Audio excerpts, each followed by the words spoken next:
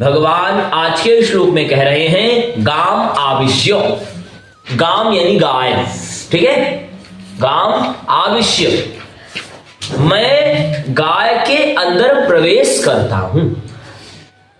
तो यानी पृथ्वी में भगवान कण कण में विद्यमान है, ऐसा कह रहे हैं। गाय पृथ्वी हुई, धेनु का स्वरूप किसका है? पृथ्वी का स्वरूप है। और यही पृथ्वी माता जब देखती है कि बहुत दुष्ट राक्षस आ गए हैं, तब भगवान के समक्ष जाती है और रोते हुए कहती है कि हमारा उद्धार करो।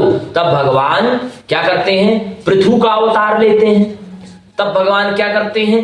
राम जी का अवतार लेते हैं। तब भगवान क्या करते हैं? कृष्ण जी का अवतार लेते हैं। और तब भगवान क्या करते हैं? कलयुग में क्या करते हैं? कलयुग में अन्य महापुरुषों का अवतार लेते हैं, ठीक है। भगवान ने कहा कि मैं पृथ्वी में प्रवेश करता हूं हे अर्जुन, और भूतानि धारयाम महमूजसा, मैं भूतों को धारण करता हूं। इसको धारण करता हूं और उनके अंदर, उन भूतों के अंदर, उन प्राणियों के अंदर क्या रहे? ओज रहे, बल रहे, तेज रहे, ठीक है। इसलिए मैं पुष्णामि, मैं औषधि की रक्षा करता हूं, औषधि को मैं बनाता हूं। फिर कह रहे हैं सर्वाहा, वह जो औषधि है, वह जो औषधि है, सभी जो औषधियां हैं तो कैसे बनती हैं, कैसे उत्पन्न होती हैं? तो कह रहे हैं सोमो भूत्वा रसात्मकः, हे अर्जुन तुम ऐसा जानो,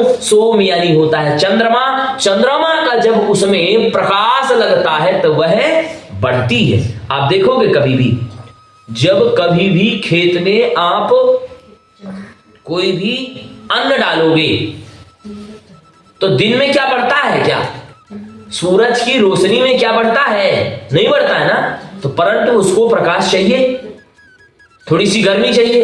अब जब वह भयंकर गर्म हो गया, भयंकर गर्म हो गया, तो ऊपर से चंद्र भगवान की क्या लगी? उसको शीतलता प्राप्त हुई। तो यानी गर्मी नीचे से गर्मी आ रही है, ऊपर से शीतलता आ रही है।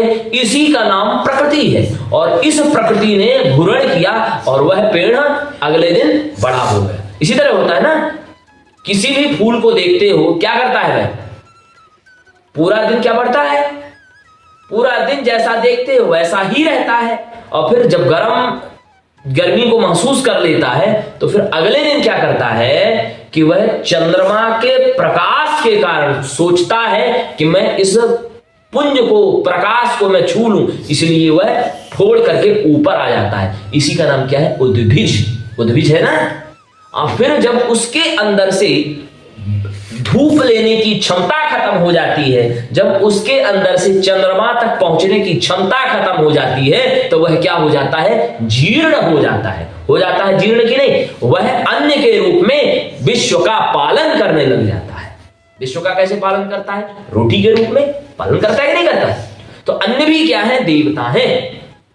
अन्न देवता, इसलिए अन्न देवता है कि अन्नम वही प्राणः, अन्न हमें प्राण देते हैं। तो अन्य अन्य युगों में, जैसे पहले हमारे युग थे, जैसे सतयुग था, सतयुग में हमारा जो प्राण था वह किसमें था? हड्डी में था। हड्डी के बाद क्या आया? आया फिर द्वापर। द्वापर आया ना। द्वापर में हमारे आया मज्जा में, त्रेता आया, त्रेता में आया मज्जा में, मज्जा के बाद आया द्वापर में आया किसमें? रक्त में। रक्त में आया। अब आया है क्या तुम्हारा? कलयुग। तो कलयुग में तुम्हारा प्राण किसमें है? अन्न में। किसमें है प्राण? ठीक है। तो पहले के लोग इसीलिए इतना जिया करते थे।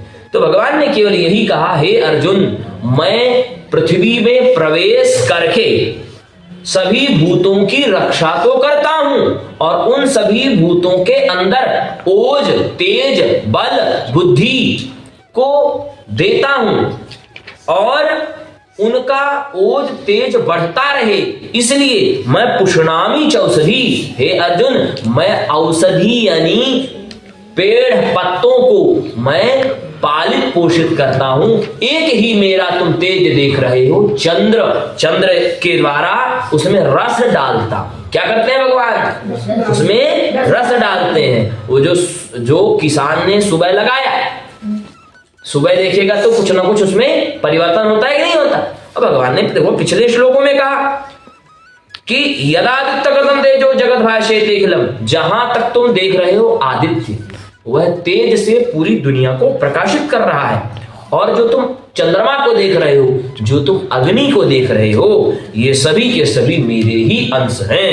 गामा विसर्ज भूतानि धारयाम्यहम् ओजसा उष्णामि चौषधि सर्वा सोमो भूत्वा रसात्मकः